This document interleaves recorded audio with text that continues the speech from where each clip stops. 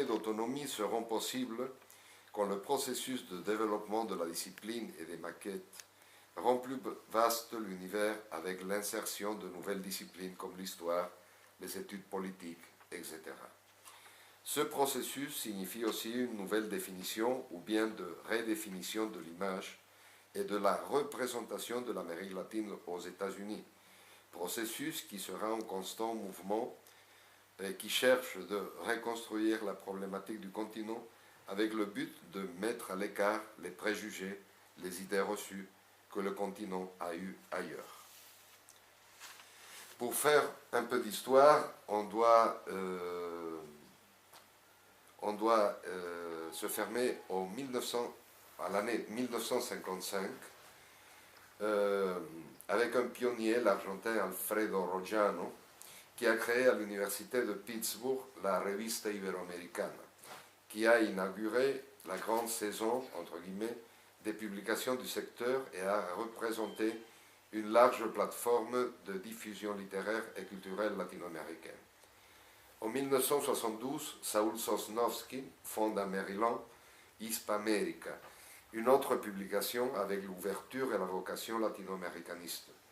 Plus tard, en 1974, Roger Carosino a créé à Connecticut INTI, Revista de Literatura Hispánica, puis transféré à Brown University. Si on voit les titres des revues, on peut se rendre compte de leur ligne et de la volonté d'ouverture vers ce qu'on appellera plus tard les littératures hispaniques.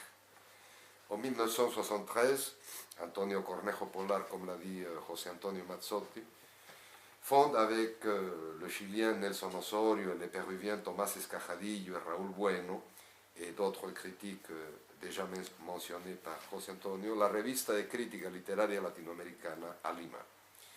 La revue a un projet très clair et défini qui veut se situer dans le nouveau courant de la critique latino-américaniste alternative qui désire outrepasser un certain sociologisme de l'époque et une certaine textualité dogmatique, si on peut l'appeler comme ça. Deux courants, ceux-là qui avaient une forte hégémonie dans les années 70. Je crois que ce n'est pas un hasard le choix du titre de la revue, c'est-à-dire Revista de Crítica Literaria Latinoamericana, et on peut dire que le terme latino-américana veut bien donner l'identité des études et des problèmes qui seront traités dans les pages de la revue.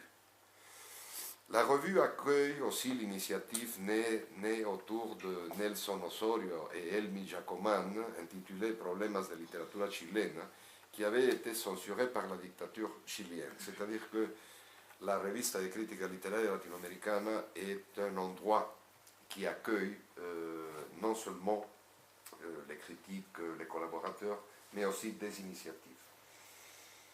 Le premier numéro apparaît en 1965, comme a déjà mentionné José Antonio, et connaîtra des difficultés avec l'imprimeur.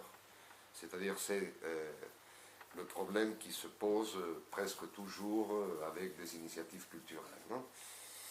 C'est pour cette raison que Cornejo Polar décide de créer Latinoamericana Editores, c'est-à-dire un éditeur et un imprimeur qui prendra en charge la revue et réussira à assurer sa continuité.